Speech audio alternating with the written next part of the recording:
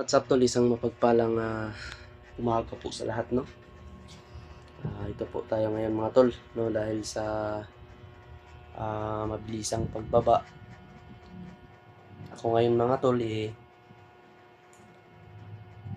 nakauwi ako kagabi sa sobrang alala ko po, no? Doon sa mama ko po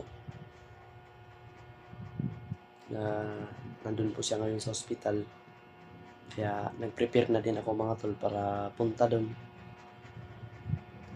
Dahil kailangan dahil walang magbubuhat sa kanya kapag tuwing sa kailangan talaga namin na i-admit siya mga tol, no? Dahil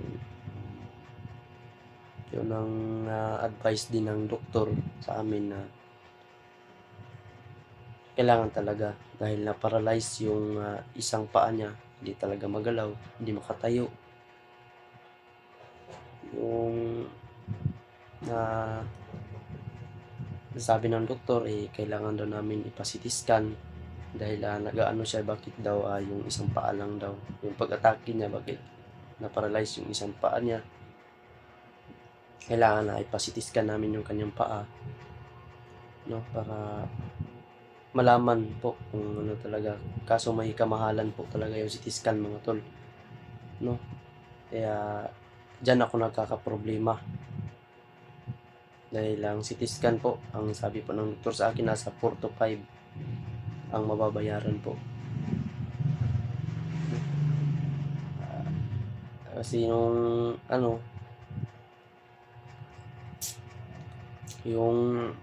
may libre daw mga tol, pero kaso mag-antay daw kami, no?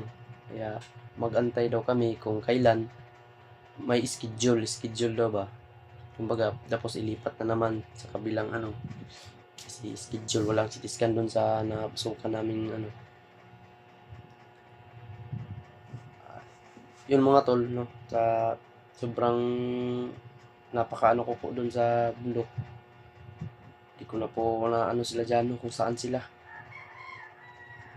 Dahil yung mama ko iyak ng iyak, tumawag sa pangalan ko. Mabilis ang pagbaba talaga. Tapos si Binji mga tol, naambos kami ni Binji mga tol. Iwan ko kang Binji kung ano nangyari, dahil parang may tama yun. Kaya ako kahit saan ako napadpad, hinahanap ko sila Jano, kasi may dala si Janong bata. Baka hindi natin alam, baka patibong lang din yun, no? Planado yun nila. Kaya hinahanap ko si Jano. Hindi ko talaga siya naabutan, tinawagan ko, hindi ko siya makontak.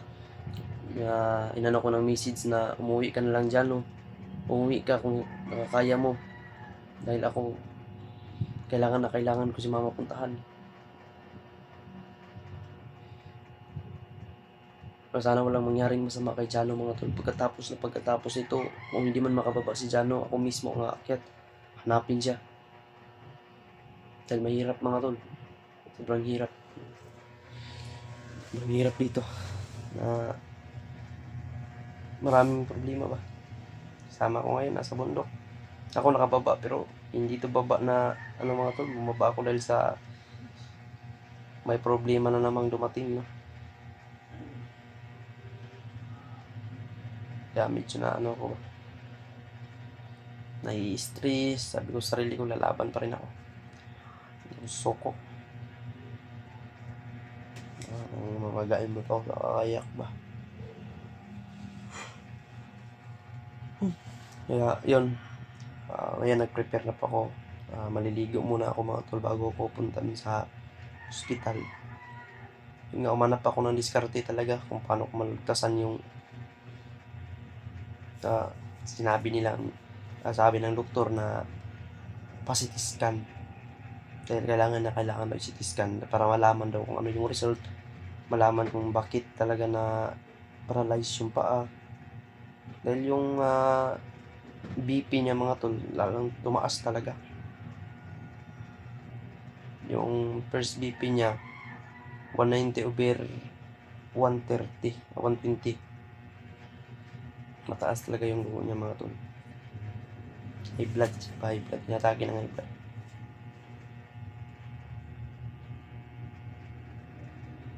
Yeah, hindi ko akalain na yung pag-atake ng kanyang high blood na ganun ang mangyari na ma-paralyze ba.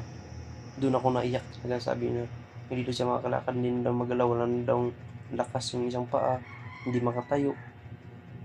Sabi ko, patay, Diyos ko, ano na ba to?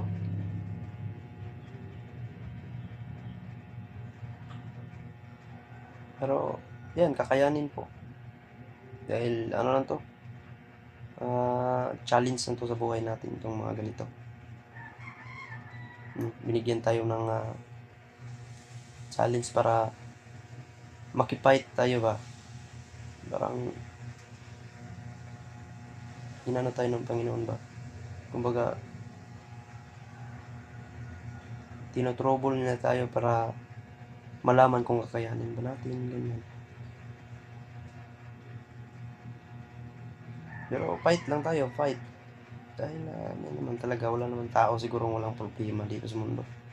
Wala naman taong walang pagsubok siguro. Kahit mayaman, maraming problema yan. Kahit sinong mayaman dyan, may problema yan. Yan ang ating isipin lagi, na ang katawan talaga natin ay kailangan talaga natin na bigyan ng respeto o bigyan natin ng makapagpahinga. Dahil once na mag-ano yung katawan talaga natin, yun, parang mahirap na anuhin ba.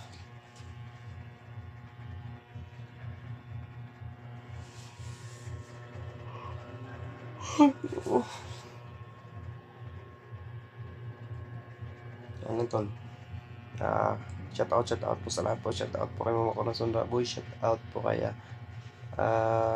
Nanay Pili. Shout out po kay Nanay Bibi. Shout out po kay Ate Emilia Kalang, kay Ate Rosalinda. Shout out po sa Ate, at saka shout out nga pala kay Ate Helen. Shout out kay Ate Rose, Ate Rosie. Shout out po kay Ate Mia. And shout out po kay Mama Dalin Choy. At saka kay Ate mga Navarro family, at sa mga taga Tarlac dyan, taga Laak, at saka taga Luzon, Visayas at Mindanao. Ayan, sa nanonood po ng video na ito, shout out po sa inyong lahat po. Shout out sa lahat po. Kay Ate Talilia, ayan, shout out po. Kay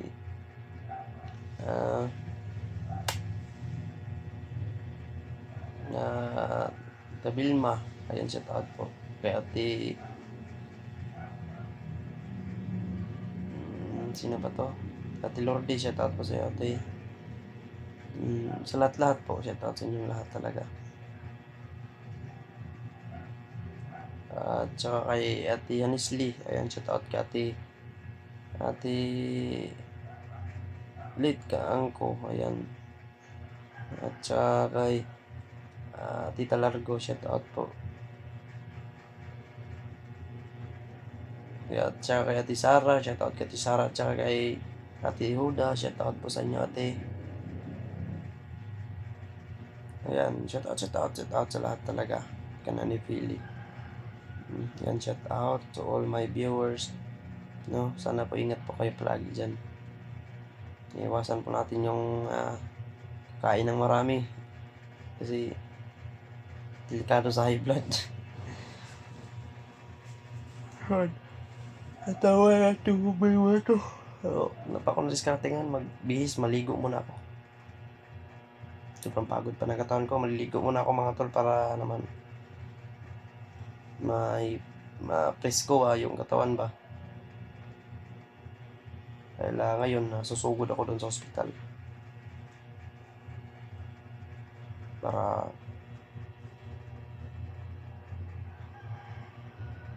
mayroon naman tayong challenge ba. May challenge na naman tayo sa buhay. Kaya kailangan natin i-fight So ayun mga tol, dito lang siguro magtatapos ito ang aking update. Abangan nyo lang po, mag-video po ako dun sa ospital, kung saan ako ngayon, kung saan ako pupunta. Abangan nyo lang po mga tol, kung pwede ako mag-video dun sa loob. Ayan, abangan nyo lang po mga tol, para updated kayo sa anong mangyayari po. Dahil pagkatapos ito, si Jano po ay aking babalikan, para po ay maagapan ko pa po siya, no? Dahil ang sabi ng aking gabay na yung kaibigan kong Engkanto, na siya daw ay tutulong, no? Tulong sa akin kung ano man yung problema ko. Yun ang sabi niya, huwag daw akong mag-alala dahil hahanapin niya si Jano at para matulungan niya. Mga tol, thank you so much po, at we love you all sa lahat po, at maraming salamat po sa panonood ninyo, sa suporta po ninyo. Mahal na mahal ko po kayong lahat mga tol. Ipagdasal ko po kayong lahat na sana po nawa may ligtas po kayo sa lahat ng oras, ayan, sa inyong mga trabaho. Thank you so much po mga tol, and I love you all.